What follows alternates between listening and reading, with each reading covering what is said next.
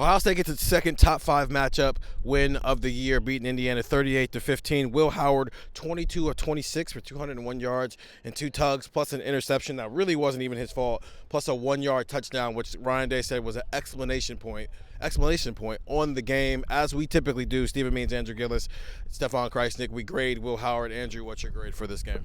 I'm at an A+ for Howard. I thought today was his best game of the year. I think when you consider the opponent, when you consider how he played, when you watch the game, and I think you saw a lot of moments where you're like, wow, that was a really nice throw. Wow, that was a really nice throw. Wow, that was a really nice throw. You know, we had a couple, like he had that one throw to Jeremiah over here where Jeremiah had to go up and get it, but like that's a play where the quarterback is putting it in the position where it's either going to go out of bounds or Jeremiah Smith is going to go make a great play, and that's a really good pass. There were moments throughout the day where he was just threading the needle, and you looked at it and went, you know what? This is consistent. You know, the only really bad play that I could think of from Will Howard was on that drive where he was like right around here, where he was rolling out to his left, he was getting sacked, and he just kind of like threw it 3 yards ahead, and it was an intentional grounding, and it put Ohio State back in 3rd and 35.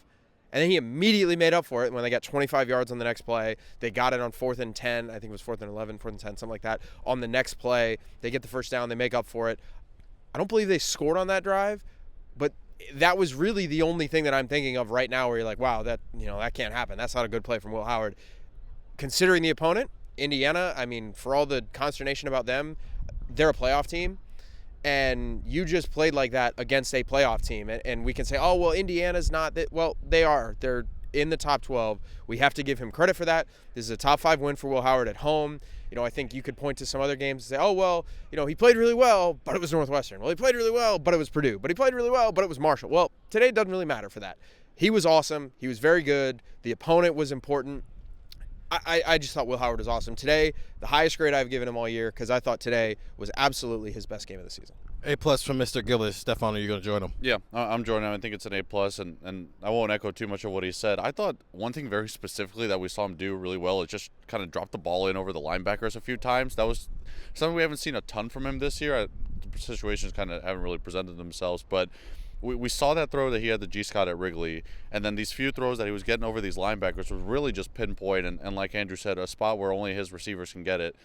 So yeah, A+ for me. I thought he played terrific, and this feels like the 3rd week in a row where I'm telling myself this is the best game Will Howard has had this season. He is playing good football at the right time, and you're starting to see him get into a groove and this offense get into a groove, and it's not only going into Michigan week but into the playoff. It's important to see them playing like this. So 2 A+. I wrote this after the game. I think the Big Ten championship game is for a spot in New York City as a Heisman Trophy finalist.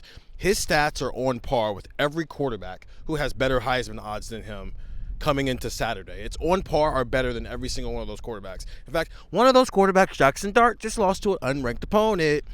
The thing I liked about today that was very different than the Penn State game, he caused problems in the Penn State game that everybody else had to solve. Today, he fixed everybody else's problems, right? Yes, you're mentioning the intentional grounding, but they were already far back because of an illegal block in the back. I think it was 2nd and 20 when that penalty was committed. Right. So at least I understand the intention of what he's trying to do, and he shouldn't do it. Don't do that again. And I feel like we've said that a couple of times, but still, they were already far back. So he's already in a situation where he has to play Superman because Carson Hinsman got an illegal block in the back. And then he spends the next 2 passes completing 20-plus yard passes to Carnell Tate to get them back in field position. It's just the offense itself could not do what it was supposed to do. They couldn't get a yard. And it's the one play I felt like they missed Seth McLaughlin today where they would have just QB snuck it in any other situation. The defense, kind of weird. And then it wasn't. Oh, Indiana had 70 yards on its first drive. It had 55 yards by halftime. So the defense got its act together there. But you guys are talking about some of the throws.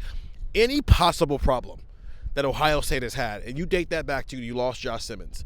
You lost Seth McLaughlin. You lost Zen Mihalski for whatever that means. That does have a level to this because now you're playing a left guard at left tackle. He's solving problems. And decent quarterbacks don't get in the way. Good quarterbacks don't aid problems. Great quarterbacks, elite quarterbacks, they fix problems. He is fixing problems, and that's exactly where he needs to be. You said last couple of weeks he's been playing better and better, and you've seen the best games. Well, that's where you need to be now. Not necessarily for next week because Michigan doesn't have a quarterback.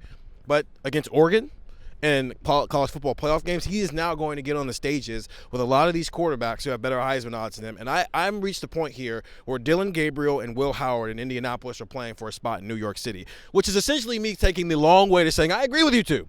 A+. Get the text 614-350-3315. 2-week free trial. $3.99 after that. We'll continue to talk about this on Buckeye Talk, so go listen to that wherever you find podcasts. Ohio State 38, Indiana 15. Second top 5 win of the season for Ohio State. See you later.